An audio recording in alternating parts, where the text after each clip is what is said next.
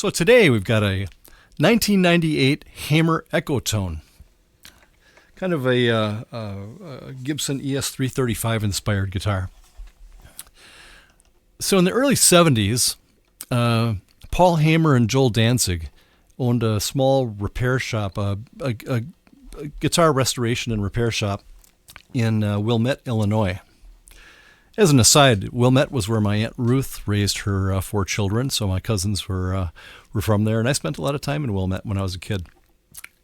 Anyway, their shop was called Northern Prairie Music, and they specialized really in repairing and restoring old Gibsons from the 50s.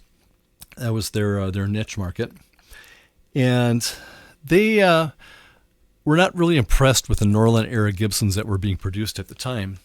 So they thought, I bet we could build a guitar just as good as the ones that were produced by Gibson in the 50s. So they did. Their first guitar was actually a bass. It was a Flying V body-shaped bass that they built in 1973. And then they kept building guitars that were based primarily around the Flying V or the Gibson Explorer body shapes. So, and then they also had I think it was their standard, they called it, was a kind of like a double cutaway Les Paul. Anyway, the guitars were absolutely fantastic quality, very, very good, and very expensive. And they built an awful lot of custom guitars. So they weren't big. So by 76, they got enough demand that they decided to incorporate and become actual guitar building company. So they incorporated in 1976 and started building a lot of custom guitars. One of their primary customers, biggest customers, of course, was Rick Nielsen from Cheap Trick. And Rick Nielsen bought a lot of guitars from them and a lot of custom guitars. So you see all those funky things that he played, the checkerboard guitars, the Explorer-shaped guitars, the double necks, the triple necks, the 5-neck guitar, all that was all produced by Hamer. And when Live at Budokan came out, that's the seminal live album from Cheap Trick that established them as absolutely global stars, demand for Hamers took off like crazy. Rick Nielsen played one, everybody's got to have one. So they relocated in 1980 to a bigger facility in Arlington Heights, Illinois, not too far away. This is all in greater Chicago area. And they just started producing a lot of guitars. Now, they weren't huge. This was no Gibson or Fender operation, so Hamers were not as prevalent as the big names, but they were they made a lot of guitars. So by 1987, Paul Hamer decided that he wanted to, take the money and run and retire, and he sold the business to K-Man Music. K-Man was the parent company of Ovation and a few other brands. K-Man, I think, made a marketing error at that point. They wanted to take the Hamer brand name and guitars into more of a heavy metal market area, right? So they changed the headstock shapes to the pointy headstocks, and we're going after the big hair market. Unfortunately, by the end of the 80s, the big hair market was kind of on the way out. So grunge was coming in, and so demand for Hamers pretty much fell off the face of the earth at that point.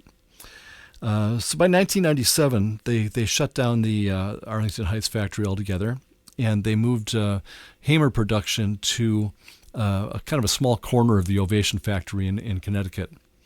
So at that point, they were just building some, a limited number of high-end guitars and custom shop guitars. But then they introduced the Slammer brand, which was designed to be more of a budget brand, and they had those produced in Korea. Well, the budget guitars turned out to be pretty good quality guitars, so they took the Slammer brand guitars and they had those produced at a lower price point over in Indonesia, and relabeled the ones coming out of Korea as Hamers. They were called the Hamer XT series. So they were pretty good guitars coming out of Korea. Those were kind of a good, like a higher end Epiphone or a good Squire. So they're good quality guitars that were coming out of Korea. And that's what I have here.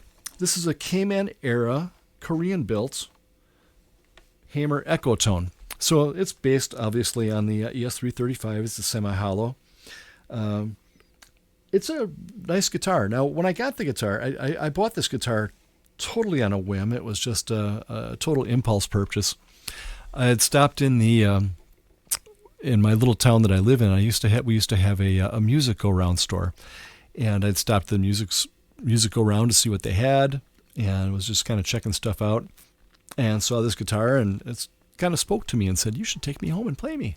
So I did, and it's a nice guitar, very nice guitar. But after playing it a while, and I used it on a few gigs here and there, and liked it, but I didn't like the pickups. The original pickups for this guitar were the Asian produced. They were designed by Seymour Duncan. They were called Duncan designed pickups, and they, to me, were just kind of meh. They were just kind of sterile. Wasn't really a big fan of them at all. They didn't sound all that great. So I was at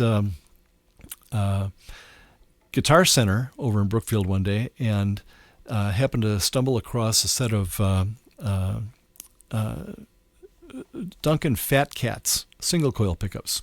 So the Duncan Fat Cat is like a P90, like a Gibson P90 pickup, but it's in the form factor of a regular humbucker. So I got a great deal on those, and I was able to replace the pickups in this guitar with those Duncan Fat Cats, and I really like them. Really like them a lot. They sound fantastic.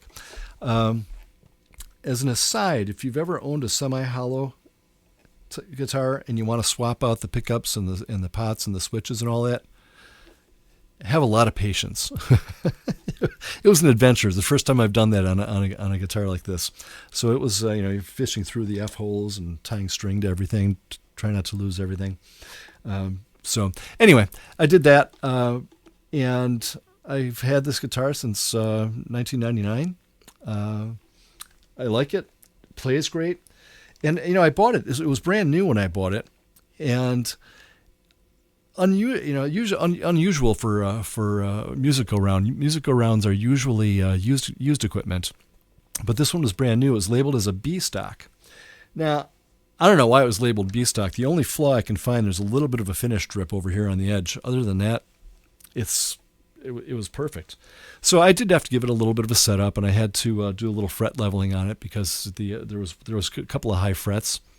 But other than that, it just played great, and I got it for a great price, and it's a great playing guitar, a great sounding guitar.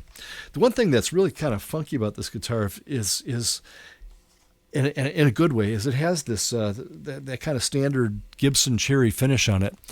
But for some reason, when lights hit this guitar, it just like explodes out. It's really, it just reflects like kind of crazy. So I don't know if it's going to come through on the camera or not, but it's a really cool looking guitar. So I'll run through. I'll show you what it sounds like. This is just played straight clean.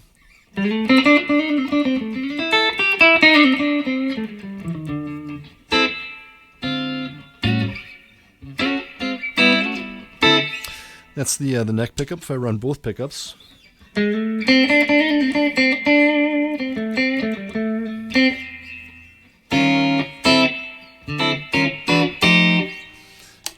The bridge pickup is pretty bright on this thing.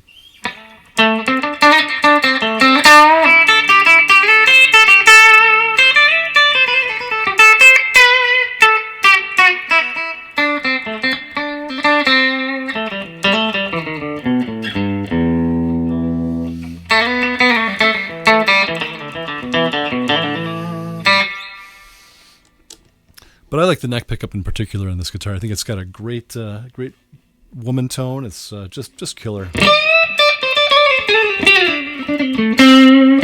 still get a little bit of that single coil snap, but it really has a nice depth to it as well. So I think it's a great sounding guitar. So that's what I know. It's a 1998 Hamer Echotone upgraded with Seymour Duncan Fat Cat P90 style pickups, and that's my story. I'm sticking to it. So thanks. Have a great day.